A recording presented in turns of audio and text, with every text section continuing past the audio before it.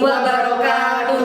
Shalom, Om Swastiastu, Namo Buddhaya, salam kebajikan dan salam sejahtera bagi kita semua. Salam hormat saya sampaikan kepada Dewan Juri sekalian dan tak lupa kepada tim berdebat selaku tim proposisi yang kami segani. Perkenalkan, kami delegasi dari SMA Negeri 2 Kuningan sebagai tim Grotius di sini berposisikan sebagai tim oposisi. Dengan saya, Anggianita Maharani selaku pembicara pertama, ditemani dengan rekan berpikir satu tim saya, yaitu saya Bagas Arya Saputra selaku pembicara kedua. Dan saya Sausan Fauzia Zahra sebagai pembicara ketiga. Dewan Juri sekalian, kami nyatakan di sini sebagai tim oposisi bahwa kami tidak setuju dengan mosi sistem proporsional tertutup dianggap sistem yang sesuai untuk diterapkan dalam pemilu 2024. Dewan Juri sekalian, selamat menyaksikan argumentasi dari tim oposisi. Ketidakadilan yang terjadi saat pemilu 2004 menjadi belenggu pahit bagi demokrasi Indonesia.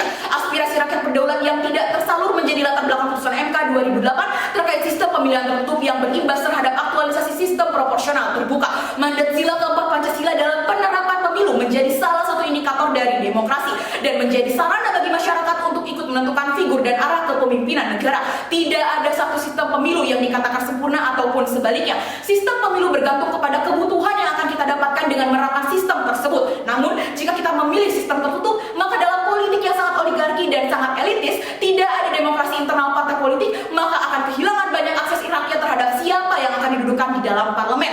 Pasal 2 ayat 1 Undang-Undang Dasar 1945 yang bermakna rakyat memiliki hak dan kewajiban secara demokratis memilih pemimpin serta memilih wakil rakyat. Hasil survei sebanyak 78% masyarakat dan 8 fraksi partai politik menolak mengajukan adanya perubahan sistem proporsional pemilu terhadap banding uji Undang-Undang Nomor 7 Tahun 2017. Sesuai dengan hasil rapat, Mahkamah Konstitusi mengambil posisi untuk memperkuat dan mempertegas pilihan sistem proporsional terbuka. Langkah tersebut diambil karena hal ini lebih sejalan dengan prinsip suara terbanyak sebagai salah satu prinsip prosedural demokrasi yang dianut dalam pasal 1 ayat 2 dan pasal 22E ayat 1 Undang-Undang Dasar 1945. Jika diubah, artinya MK sendiri yang jelas-jelas lembaga pengawal konstitusi justru inkonsisten dengan konstitusi itu sendiri. Potensi oligarki partai politik akan semakin menguat jika penerapan sistem proporsional tertutup. Ada beberapa poin argumentasi kami. Yang pertama, sistem proporsional tertutup kala pemilu Orde Baru dinilai lebih menghasilkan calon yang terkonsentrasi pada kelompok kepentingan tanpa memperhatikan aspirasi dan kepentingan masyarakat secara luas. Hal ini selaras dengan Wakil Ketua Komisi 2 DPR RI Yanuar Prihatin menilai sistem proporsional tertutup membahayakan demokrasi. Yang kedua, Ketua Mahkamah Konstitusi tahun 2003 sampai 2008 Profesor Jimli Asidiki menyatakan di sistem proporsional tertutup hanya ketua umum yang bisa mengambil keputusan siapa yang akan menjadi bakal calon, di mana aktualisasi hakikat demokrasi dari rakyat, oleh rakyat, dan untuk rakyat. Dan bagaimana ini bisa diterapkan saat kondisi perpolitikan Indonesia sedang tidak baik-baik saja. Masih adanya sistem feodal yang sangat mengental akan mengakibatkan kekurangan transparansi dalam sistem rekrutmen dan kandidasi dapat membuka celah bagi praktik politik yang tidak sehat serta membawa politik uang di level elit. Dosen Fisip Universitas Indonesia Dr. Sri Budi Eko Wardani mengatakan akan ada diskriminasi terhadap perempuan jika sistem tertutup diberlakukan. Nyatanya, proporsional terbuka memberi peluang bagi perempuan sebanyak 22%. Jika sudah begini, maka bagaimana rakyat mau ikut berkontribusi bersama untuk bangsa dan negara? Jadi Dewan Juri sekalian, apakah benar sistem proporsional terbuka menjadi salah satu solusi yang solutif dalam penerapan sistem pemilu 2024? Tentunya akan kami jawab dan akan kami paparkan lewat argumentasi kami yang dielaborasi lebih mendalam lagi oleh pembicara kedua dari tim kami sebagai tim oposisi.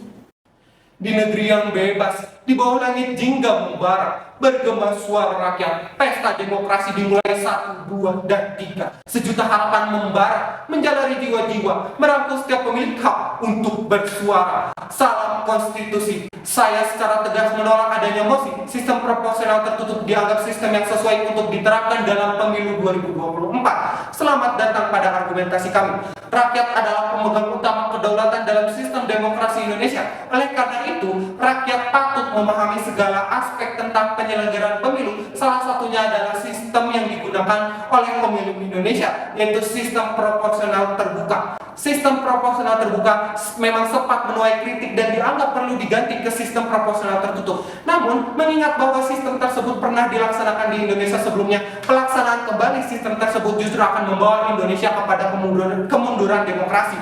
Indonesia adalah negara hukum yang demokratis. Hal ini secara jelas tercantum dalam UUD 1945 pasal 1 ayat 2. Dari hal ini dapat terlihat bagaimana kedaulatan tertinggi negara Indonesia terletak pada rakyat. Salah satu syarat dasar sebuah negara hukum demokratis menurut The International Commission of Jurists adalah pemilu yang bebas. Dalam Undang-Undang Nomor 7 tentang Pemilu tahun 2017 pasal 1 poin pertama dikatakan bahwa pemilu adalah sarana kedaulatan rakyat untuk memilih anggota DPR, anggota DPD, presiden, wakil presiden, dan anggota DPRD yang dilaksanakan secara langsung, umum, bebas, rahasia, jujur, dan adil dalam NKRI berdasarkan Pancasila dan UUD 1945. Pada pelaksanaannya, sistem proporsional tertutup dianggap telah mencederai keberlangsungan demokrasi. Pada tahun 1971, terlihat keberpihakan pejabat negara pada satu partai politik saja, yaitu Golkar, yang seyogianya hal ini tidak dapat terjadi. Pada tahun 1977, Golkar memonopoli pemilu, dan partai kecil seperti PPP hanyalah instrumen pelengkap. Barulah pada tahun 2009, sistem proporsional terbuka benar-benar diterapkan melalui putusan MK 2008. Sampai saat ini, sistem yang digunakan adalah sistem proporsional terbuka, di mana rakyat dapat memilih secara langsung siapa yang diinginkan untuk menjadi wakilnya di pemerintahan. Sistem proporsional terbuka idealnya menjadi suatu sistem yang adil. Penyelenggaraan pemilu di Indonesia sejatinya tak lepas dari peranan partai politik. Menurut Miriam Budjadjo, setidaknya ada 4 peranan partai politik, yaitu sarana komunikasi politik, sosialisasi politik, sarana rekrutmen politik, dan pengatur konflik. Dengan demikian, secara umum parpol memiliki fungsi untuk menyeleksi orang dalam kegiatan politik sebagai calon legislatif. Dalam hal ini, sistem proporsional terbuka tidak menyalahi pasal 22E ayat 3, karena memang sejatinya peserta pemilu adalah parpol dari fungsi parpol itu sendiri. Kemudian Dewan Juri Performa saya akan membahas beberapa kekurangan dari sistem proporsional tertutup. Yang pertama adalah keterbatasan representasi, di mana sistem proporsional tertutup cenderung membatasi representasi politik. Partai kecil atau calon independen sulit untuk mendapatkan kursi dalam parlemen karena sulitnya memenuhi ambang batas yang ditetapkan. Saya akan membawa perbandingan, yaitu negara Jerman, di mana partai kecil harus memperoleh setidaknya 5% suara nasional untuk mendapatkan kursi. Hal ini tentunya dapat mengurangi pluralisme politik di negara Jerman dan melanggengkan dominasi partai-partai besar. Kemudian selanjutnya adalah kurangnya akuntabilitas, di mana sistem proporsional tertutup anggota parlemen seringkali harus mematuhi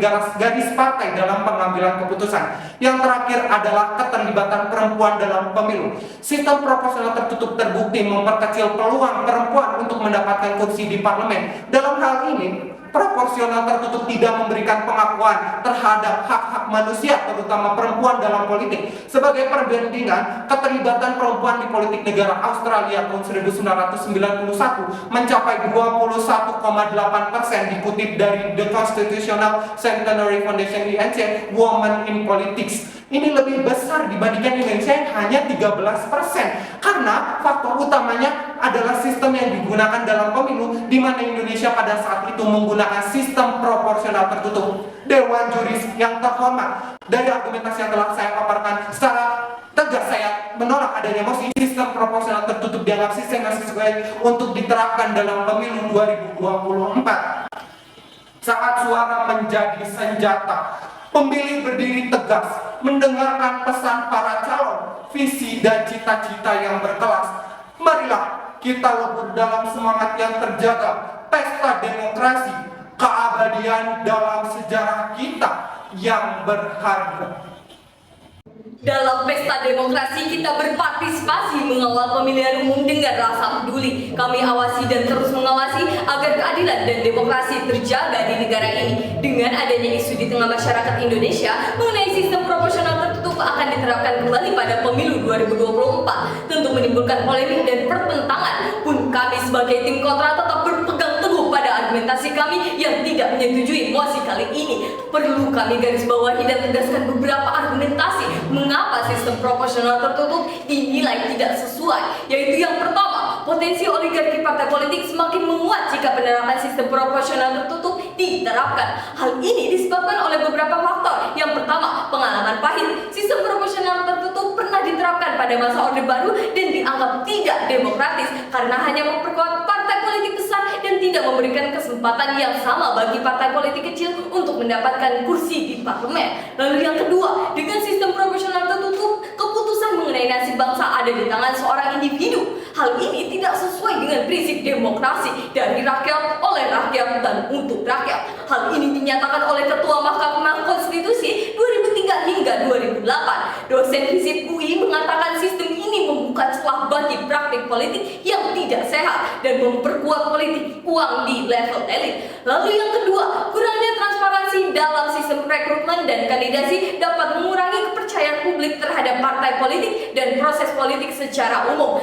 Tentu hal ini dapat menjadi suatu penghambat nantinya. Lalu yang ketiga, pasal 2 ayat 1 Undang-Undang Dasar 1945 menegaskan bahwa rakyat mempunyai hak untuk memilih pemimpin dan wakil rakyat. Sistem proporsional terbuka sesuai dengan prinsip-prinsip demokrasi yang dianut dalam konstitusi. Lalu keputusan Mahkamah Konstitusi yang memperkuat dan mempertegas pilihan sistem proporsional terbuka merupakan langkah yang konsisten dengan prinsip demokrasi yang tercantum dalam konstitusi. Lalu yang kelima, sistem proporsional tertutup tentunya dinilai melanggar adanya hak asasi manusia, dan sistem proporsional terbuka memberikan solusi terhadap adanya diskriminasi perempuan yang terjadi pada sistem tertutup. Semua itu diperkuat dengan adanya fakta kasus negara lain, yaitu Jerman mengalami ketidakadilan dalam kursi pemilu. Di Spanyol banyak anggota parlemen yang tidak memenuhi janji kampanye, dan di Italia banyak yang terjadi korupsi dan skandal politik. Adapun solusi yang kami tawarkan untuk memecahkan dan menjadi jalan tengah terhadap mosi perdebatan kali ini, yaitu dengan pertama, meningkatkan kualitas calon. Hal ini dapat dilakukan dengan memberikan pelatihan dan pendidikan politik yang lebih baik kepada calon yang diusung oleh partai politik. Lalu yang kedua, sistem proporsional tertutup hendaknya lebih baik diterapkan pada pemilu 2029 nantinya dengan disertai suatu perubahan-perubahan dan perbaikan baik dari segi mekanisme, sumber daya manusia, regulasi, dan sebagainya, sehingga masyarakat maupun pemerintah itu sendiri yang terlibat dalam pemilu lebih siap lagi menghadapi pemilu nantinya. Lalu yang ketiga, pemerintah dapat menginisiasi penyusunan undang-undang pemilihan baru yang menetapkan sistem pemilihan yang lebih inklusif dan proporsional dengan mempertimbangkan berbagai aspek, termasuk ambang batas pemilihan yang wajar, representasi perempuan, partisipasi independen, dan pengawasan yang kuat. Lalu yang keempat, pemerintah bersama dengan organisasi masyarakat sipil dan lembaga pendidikan dapat meluncurkan suatu gerakan pemilih cerdas atau kampanye pendidikan publik yang luas untuk meningkatkan kesadaran masyarakat tentang sistem pemilihan yang ada dan implikasinya, serta memberikan informasi mengenai program kerja, partai politik, dan calon yang diusung. Kampanye ini dapat mencakup penyuluhan, forum diskusi masyarakat, debat terbuka, dan penyediaan materi edukatif yang mudah diakses untuk memungkinkan pemilih membuat keputusan yang lebih informatif. Lalu yang kelima, pemerintah dapat membentuk komisi independen yang terdiri dari ahli, pakar hukum, dan pemangku kepentingan lainnya untuk menyelidiki sistem pemilihan yang ada dan memberikan rekomendasi konkret untuk reformasi, serta melibatkan berbagai perspektif dan mengadakan konsultasi publik untuk memastikan representasi yang luas. Lalu yang keenam, perbaikan dan penguatan badan pengawasan pemilihan seperti KPU perlu diperkuat dan diberikan kewenangan yang lebih besar untuk mengawasi dan mengelola proses pemilihan. Lalu yang terakhir, gerakan partisipasi partai politik kecil yang dapat dilakukan dengan memberikan akses yang lebih mudah untuk menjadi peserta pemilu dan memberikan dukungan finansial yang lebih besar kepada partai politik kecil. Dengan argumentasi yang telah disampaikan, yang tentunya logis dan empiris, kami tetap bersiteguh menolak mosi perdebatan kali ini, yaitu sistem proporsional tertutup dengan dianggap merupakan sistem yang sesuai untuk diterapkan dalam pemilu tahun 2024. Berpolitik menjadi sebuah pilihan yang mesti dipertimbangkan bagi siapapun yang menghendaki perubahan, karena perubahan tak datang tiba-tiba hanya berkat doa di tengah malam buta. Sebagai tim kontra, kami ingin menegaskan kembali bahwa sistem proporsional tertutup menjadi sistem yang tidak lebih baik dan tidak sesuai diterapkan dalam pemilu tahun 2024. Kami percaya dan meyakini dan mengamini bahwa sistem proporsional terbuka lebih baik dalam penerapan sistem di pemilu 2024 karena memperkuat nilai demokrasi serta sejalan dengan mandat sila keempat Pancasila. Tak lupa pula, sistem proporsional terbuka memberikan kesempatan lebih luas bagi masyarakat untuk terlibat dalam politik elektoral. Sudah ada bukti nyata dan terpampang jelas di kilas balik pemilu Orde Baru yang tak selaras dengan hakikat demokrasi. Apabila sistem tertutup dianut, maka partai politik yang akan menguasai otonom tertinggi dan dikhawatirkan akan melenggangkan dinasti politik. Selain itu, 2017 tentang pemilihan umum yang mengatur tentang sistem proporsional dengan daftar terbuka, sehingga pemilu anggota DPR dan DPRD tahun 2024 tetap menggunakan sistem proporsional dengan daftar terbuka. Sudah saatnya politik di Indonesia dibenahi, Dewan Juri sekalian. Berbicara politik sebagai debat kebijakan bukan kasak-kusuk elit berebut kekuasaan. Karena memilih lewat pemilu bukan seperti melempar dadu. Kita semua yang akan menentukan nasib Indonesia di masa yang akan datang. Maka dengan demikian, Dewan Juri sekalian, kami nyatakan kembali sedari awal kami sebagai tim oposisi dari tim